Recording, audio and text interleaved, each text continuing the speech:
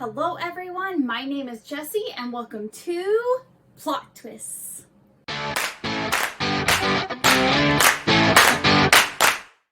So today we're going to be doing my January wrap-up, then we'll move into book stats, and then the typical wrap-up style, I'll give you a summary of each of the books I read and my thoughts.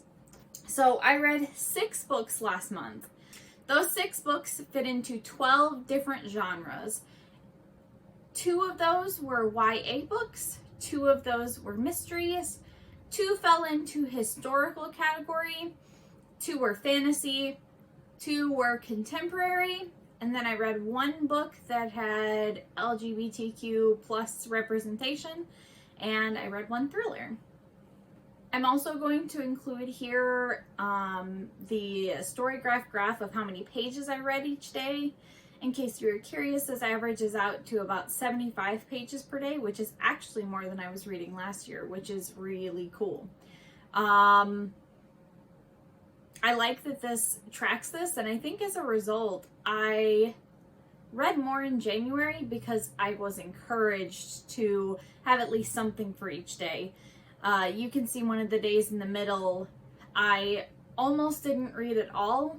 But I realized even logging just a single page would be better than nothing. And I think that's kind of the momentum that I just need to continue throughout 2022. Even if I only read 1 page a day, that's still 30 pages in a month, and that's better than I probably would have done without it. Normally here I would talk about how I rated each of the books I read this month, but instead I'm going to change the order that I talk about them in from the order I read them in to book I liked the least to book I liked the most. I think the only other book stat I wanted to include here is to talk a little bit about the mood graph. I'm gonna include that here. As you can see, this actually matches fairly well with my 2021 wrap-up, which I think is kind of interesting. I have realized that how StoryGraph does this isn't based on my reviews or my thoughts. This is based on the overarching general view for this particular book by all of the users that have reviewed it. So I think that's why some books that I wouldn't necessarily classify in these particular things, the book community has classified them this way, so that's kind of how they pop up. And I think that's part of the reason why I ended up with so many books that are considered mysterious. Although, I will say, I did read quite a few this month that when mysterious popped up, I was like, well, that makes sense. So, anyway, there's my thoughts there. I also wanted to share with you guys the reading journal that I'm using this year. So I actually picked this up on Amazon this year.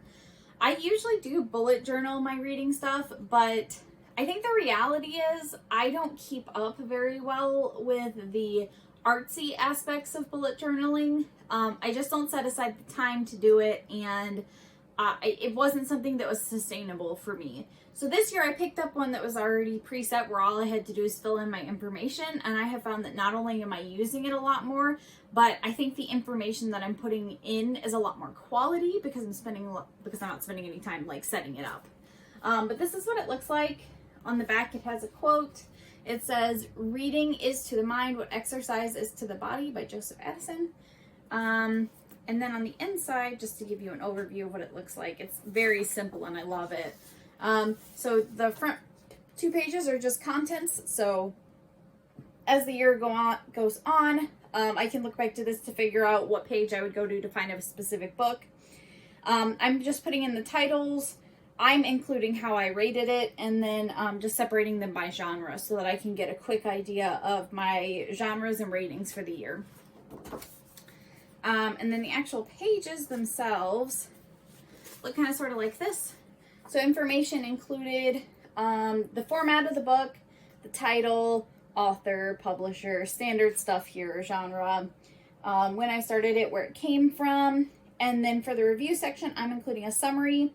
Things I liked, things that could have been better. I'm trying to include a quote from each of my books, which is not something I typically track, but I think will be really cool at the end of the year. And then there's a rating section down here that ranks it by plot, characters, and ease of reading. And then I've been giving them an overall view so far. So yeah, so that's a summary of what my reading journal looks like. All right, so without further ado, let's go ahead and start talking about the different books I read in order from least liked to most liked. So the first book we're going to talk about is The Lost Apothecary by Sarah Penner. This book centers around our main character of Caroline, and at the beginning of this novel, she's hit a real crossroads in her life.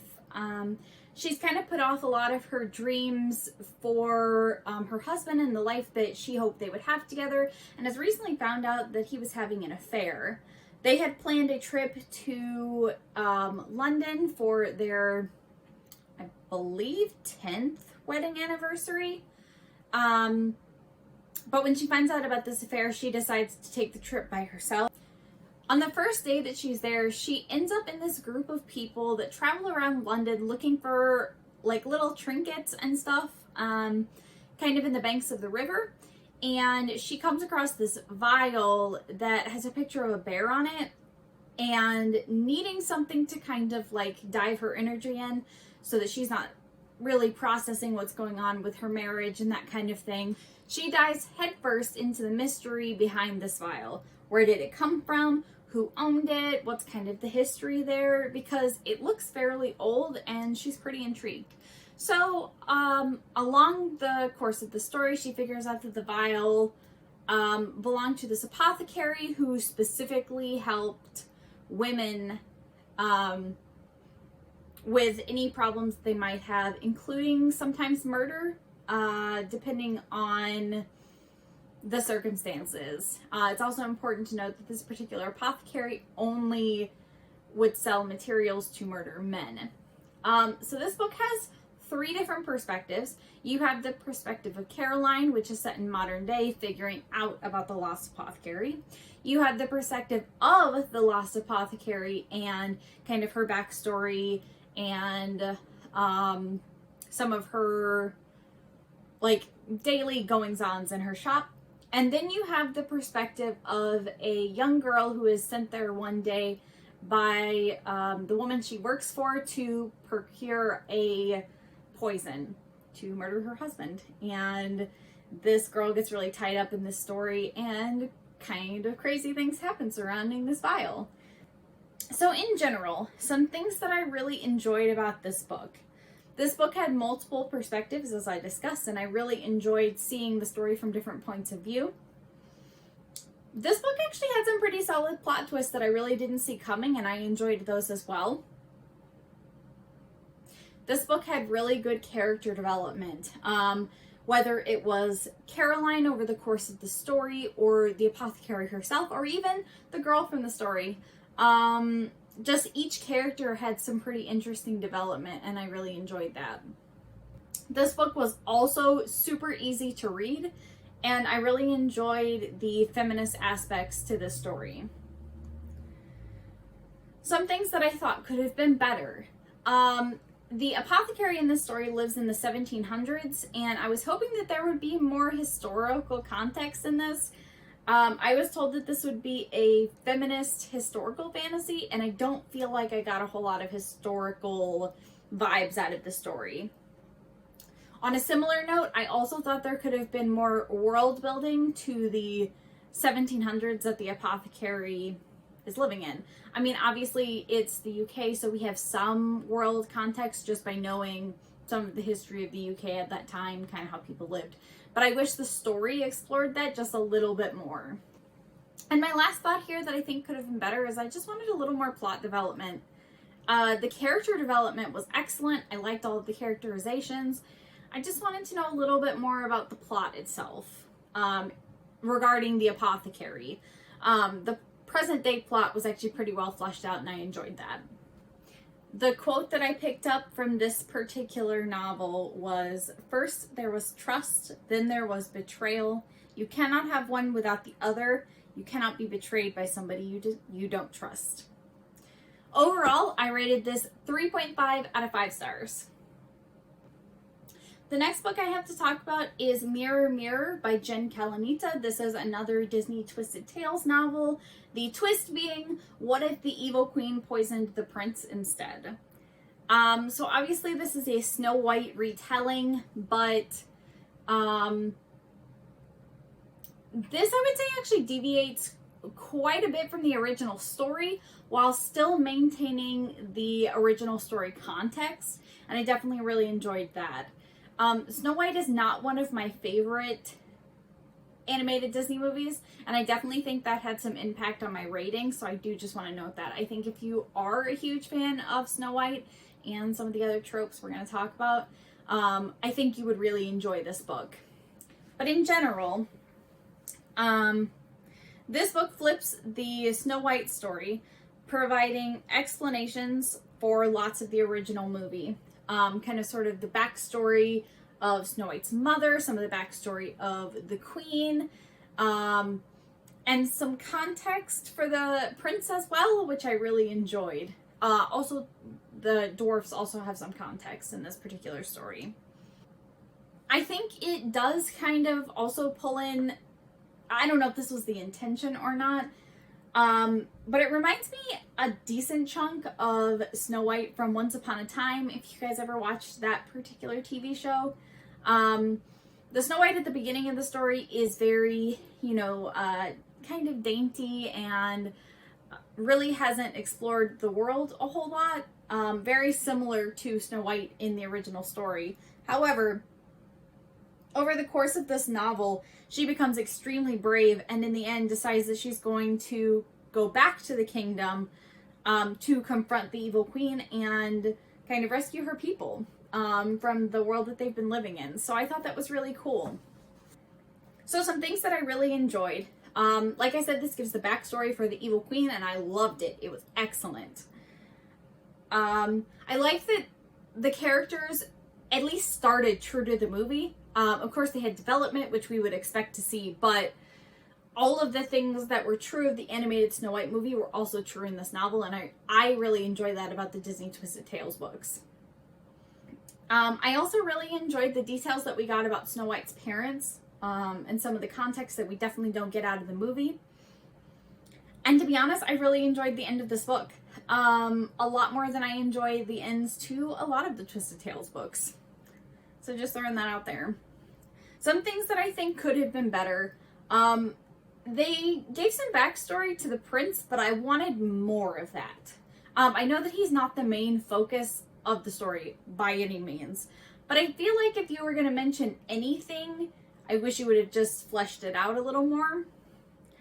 The other thing that I wish was a little different is I wanted a little more variation from the movie. Granted, there is a lot of deviation from the movie, but maybe by that I mean I wish the plot was a little less predictable for the majority of the story. But I don't know, it is a Snow White retelling. That might be being a little harsh. So in the end, I ended up rating this 3.75 stars. I did want to include a note here. This is lower than most of my Twisted Tales ratings.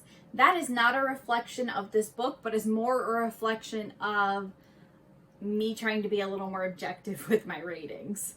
Don't get me wrong, I definitely really enjoyed this book, and it was almost enough to be 4 stars.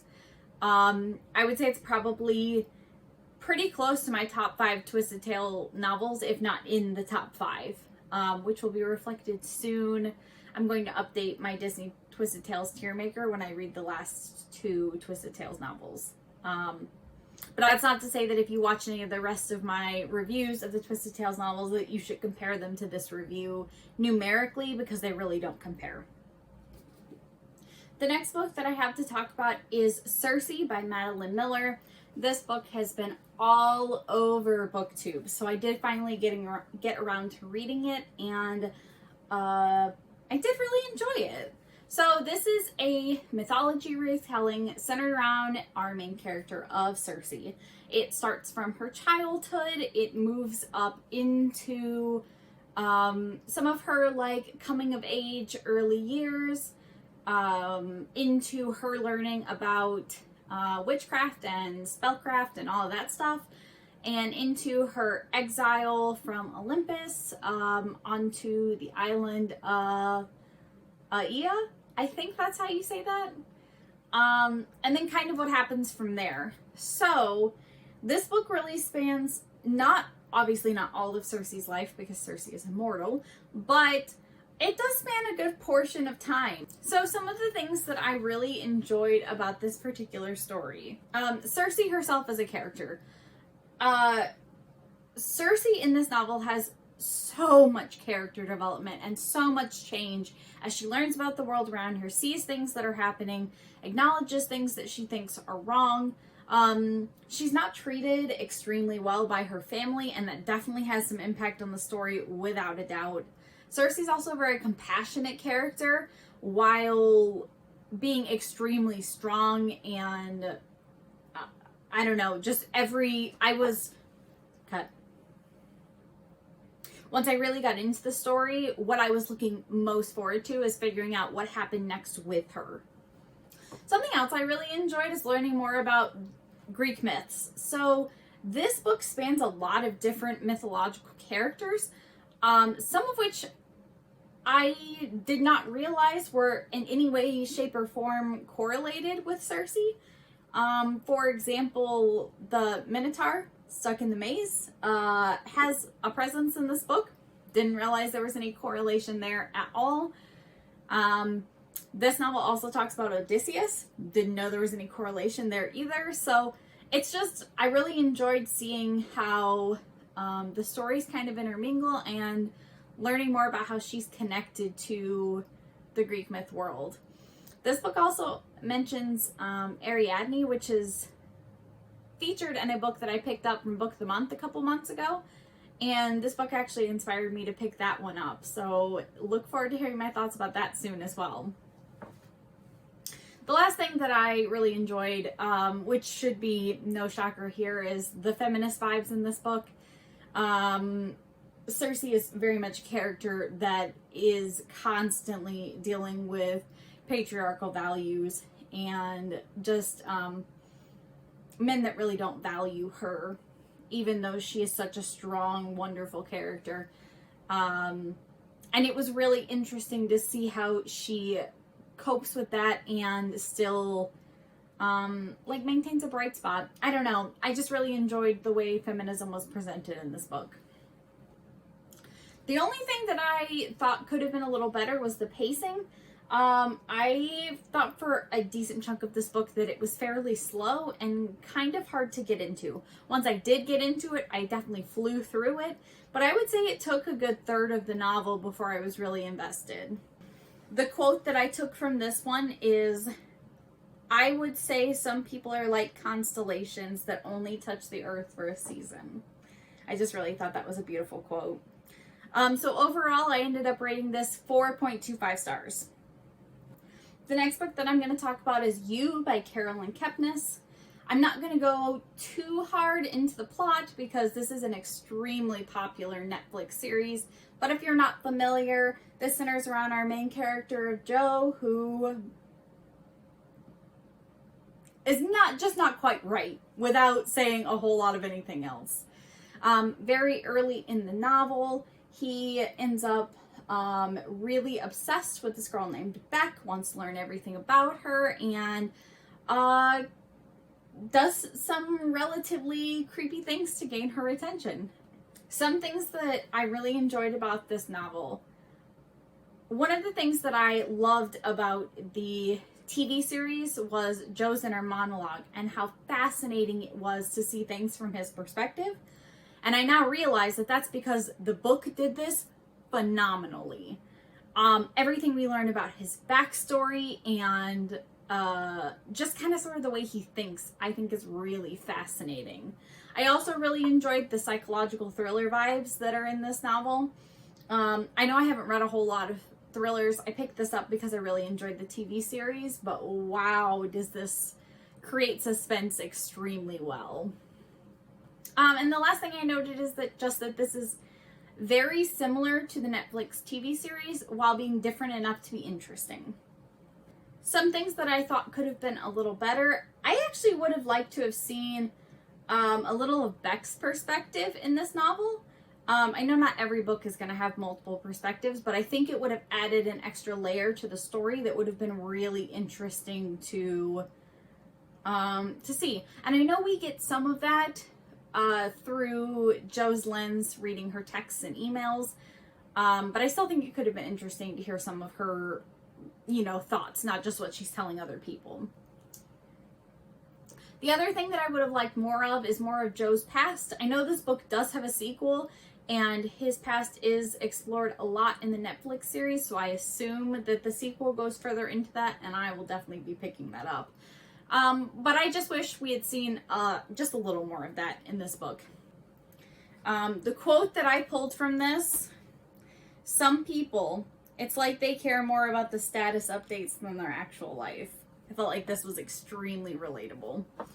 I ended up rating this 4.5 out of 5 stars. The next thing we're going to talk about is Under the Whispering Door by T.J. Klune.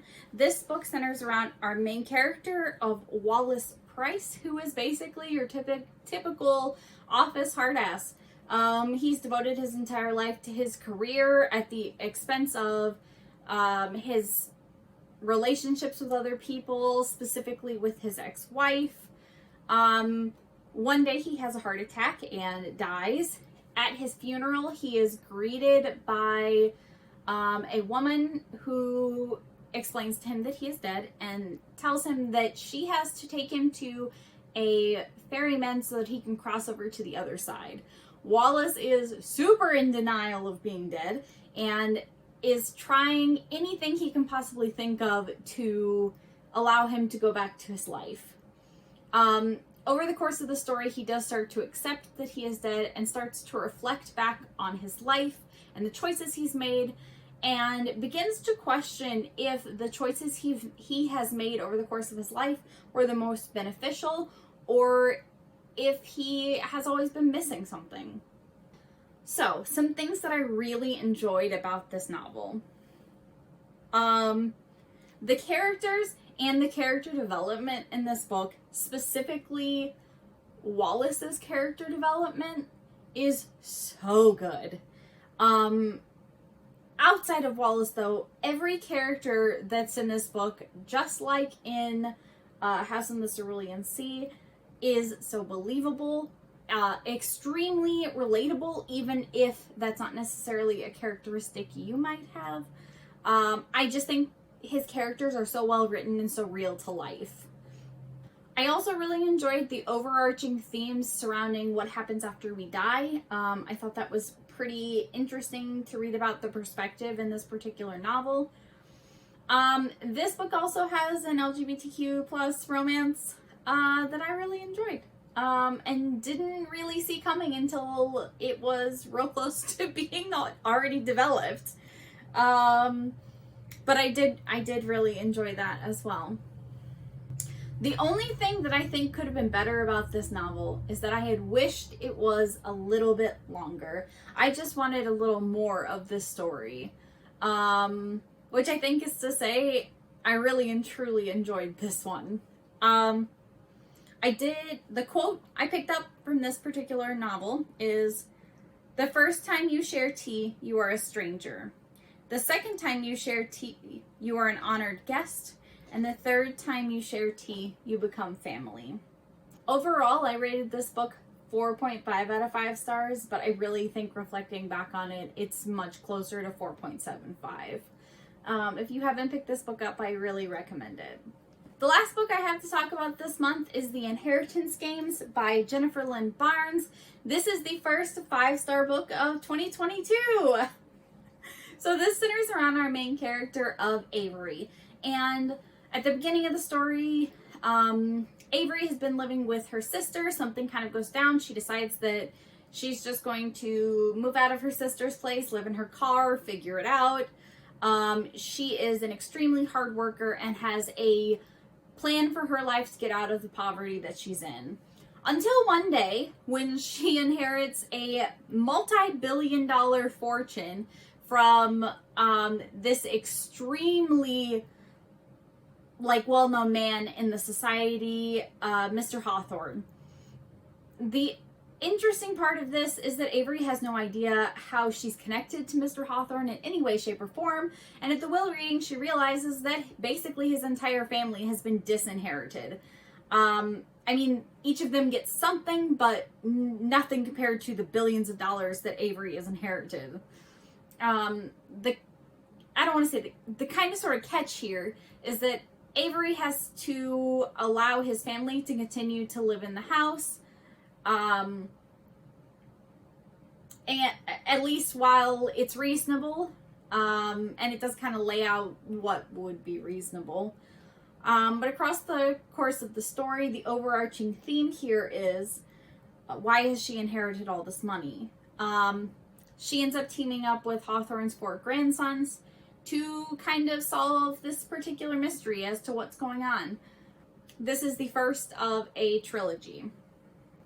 So some things that I really liked about this book, definitely the characters.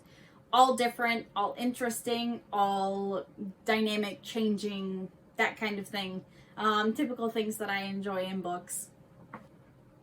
I also really enjoyed learning more about Hawthorne's mystery and kind of sort of the clues that the characters figure out in order to solve this overarching mystery. I also enjoyed learning about all of the family secrets that this book kind of explores, and I'm sure there will be more of that going forward. I also really enjoyed the growing relationships in this novel that I'm sure are going to continue to develop over the course of the next 2 books. I think this is one of the best YA novels that I've read in a long time. And if you have not picked up the Inheritance games yet, I cannot recommend it enough. The quote that I pulled out of this book is, "Sometimes things that appear very different on the surface are exactly the same at their core." Like I said before, I rated this 5 stars, and I definitely recommend this for anybody who is currently enjoying Karen M. McManus's writing.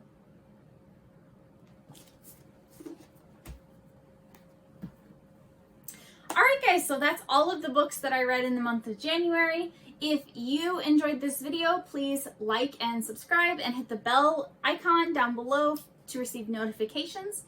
I try to post videos every 5 or so days, but definitely at least once every week. In the description down below is my link tree where you can find my TikTok and my Instagram, and you can connect me on various social media platforms. And I will see you guys again soon. Bye!